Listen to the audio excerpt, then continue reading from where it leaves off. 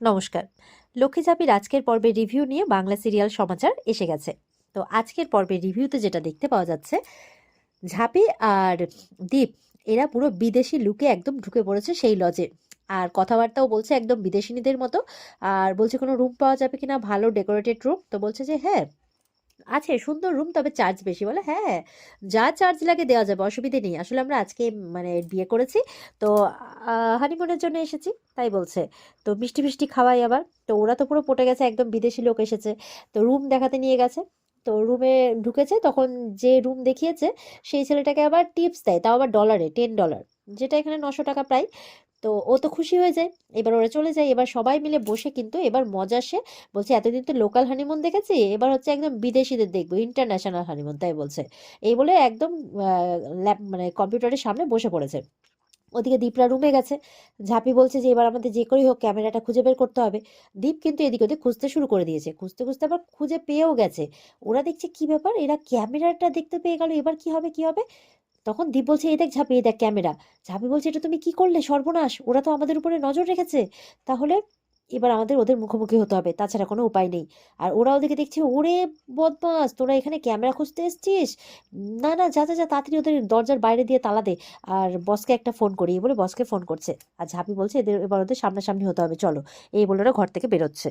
এবার ওরা কিন্তু ওদের হেডকে ফোন করে যাচ্ছে, কিন্তু কিছুতেই ফোন তুলছে না। বলছে এই যা যা যা, ওদেরকে আটকা, ওদেরকে আটকা, বেরিয়ে চলে আসছে। এবার একটা মুশকিল হয়ে যাবে, ওরা তো বাইরে গিয়ে জানিয়ে দেবে সবাইকে, আমাদের তো মুশকিল হয়ে যাবে, আমাদের তো অবস্থা খারাপ করে দেবে, সত্যিটা জানিয়ে দেবে সবাইকে।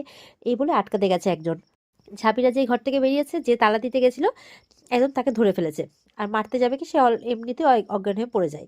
অজ্ঞান হওয়ার কারণটা হচ্ছে, ঝাঁপিরা যে মিষ্টির প্যাকেটটা এনেছিল সেই মিষ্টিগুলোতে ঘুমের ওষুধ মেলানো ছিল।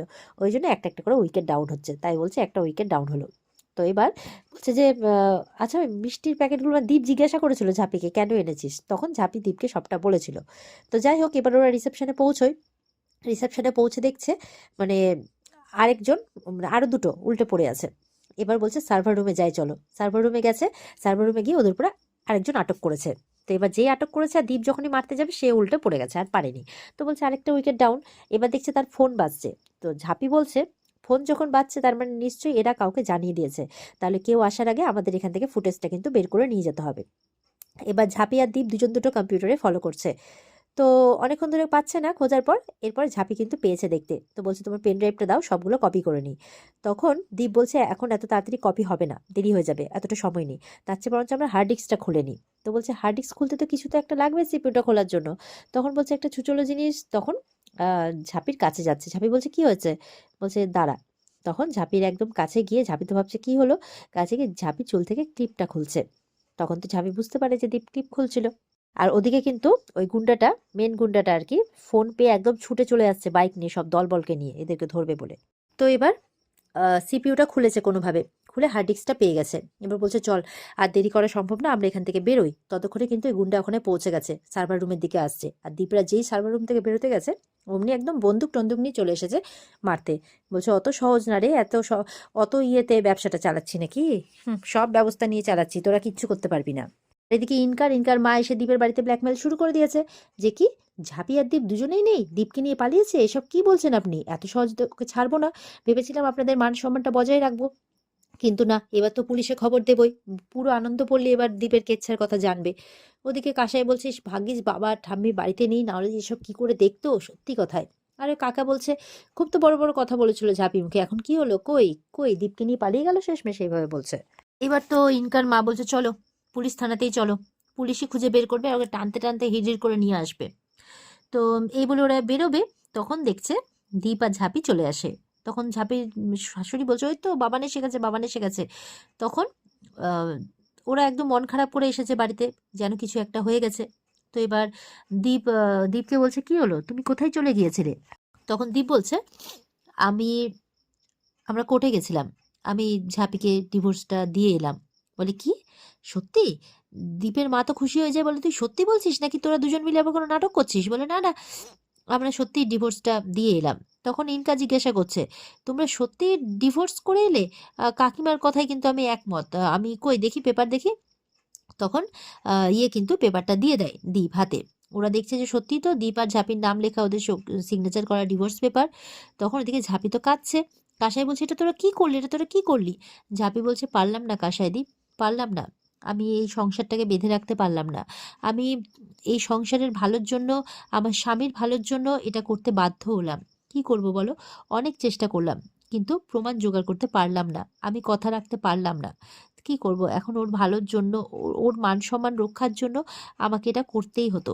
আর আমি বলছি যে আমি ত্যাগ করলাম সব কিছু আমার স্বামীর ভালোর জন্য, এই পরিবারের ভালোর জন্য। কাসাই তো কাঁদছে, না না এটা হতে পারে না। কাকিমুনিও খুব কাঁদছে, না না এটা হতে পারে না। দেখা যাচ্ছে কাকা কিন্তু খুব খুশি, হাসছে একেবারে। তো এবার ঝাঁপিকে তোর শাশুড়ি বলছে, তুই এখানে দাঁড়িয়ে কি করছিস? যা এখান থেকে বেরো, দূর হ বাড়ি থেকে। বাবানের বিয়ের আগেই কিন্তু আমি চাই যে তুই এই বাড়ি থেকে দূর হয়ে যা। ওর বিয়েতে তুই থাকিস, সেটা কিন্তু আমি চাই না। আর ওদিকে দীপকে বলছে, ইনকা যাও, গোধূলি লগ্নে আমাদের তো বিয়ে, ডিভোর্সটা তো হয়েছে বুঝতেই পারলাম, একটা কাজ ভালোই করেছো। দীপ বলছে, শোনো না, এই বিয়েটা কোনোভাবে। তখন ইনকার মা বলছে, না না না, কোনোভাবেই কিচ্ছু করা যাবে না। আমি দুটো শর্ত রেখেছিলাম, একটা ঝাঁপিকে ডিভোর্স দিতে হবে, একটা আমার মেয়েকে বিয়ে করতে হবে। তুমি প্রথম শর্তটা রেখেছো, খুব ভালো, ভেরি গুড। এবার দ্বিতীয়টাও রেখে ফেলো, যাও যাও যাও, তৈরি হয়ে নাও। দীপ রেগে মেগে তৈরি হতে চলে যায়। আর এদিকে ঝাঁপি ঝাঁপিকে বলছে, যা যা জিনিসপত্র গুছিয়ে নে, ও শাশুড়ি বলছে। এবার ঝাঁপি রাগ করে জিনিসপত্র গোছাতে চলে যায়। কাসাই তো খুব কাছে আটকাচ্ছে, তার ঝাঁপি কিন্তু কোনো কথা শোনে না। ঝাঁপি গিয়ে ঘরে চুপ করে বসে থাকে। দেখা যাচ্ছে কিছুক্ষণ পর ইনকা গেছে ঝাঁপির কাছে, গিয়ে বলছে, কি মন খারাপ? ইস রে, আরে জামা কাপড় গুছিয়ে নাও তাড়াতাড়ি। কারণ দেখো, তোমার চোখের সামনে আমি আর দীপ সুখে সংসার করব, এটা তো তোমার দেখতে ভালো লাগবে না, তাই না? নাও নাও নাও, তাড়াতাড়ি গুছিয়ে নাও, এই বাড়িতে থেকে করবেই বাকি। আচ্ছা ঠিক আছে, আমি গোছাতে সাহায্য করছি। এই বলে নিজেই ট্রলি নিয়ে আসে। ট্রলি নিয়ে এসে ইয়ের জামা কাপড়গুলো সব গোছাচ্ছে, ঝাঁপির জামা কাপড়গুলো। তারপরে ঝাঁপি কিন্তু চুপ করে বসে আছে।